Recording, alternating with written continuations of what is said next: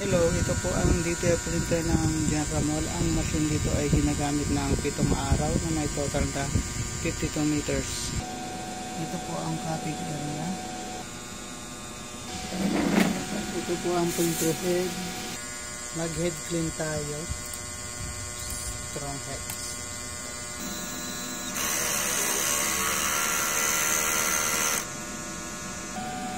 Punasan na yung rubber wiper. Pagkatapos mag head clean. Ito naman ang nozzle check result. Yung forward, white.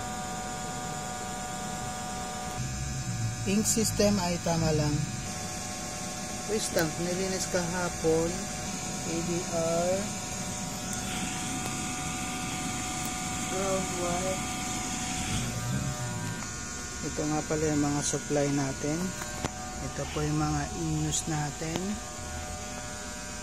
Mga unused. DTI film na unused. Yung stock natin ay sakto lang sa isang buwan. Daily output.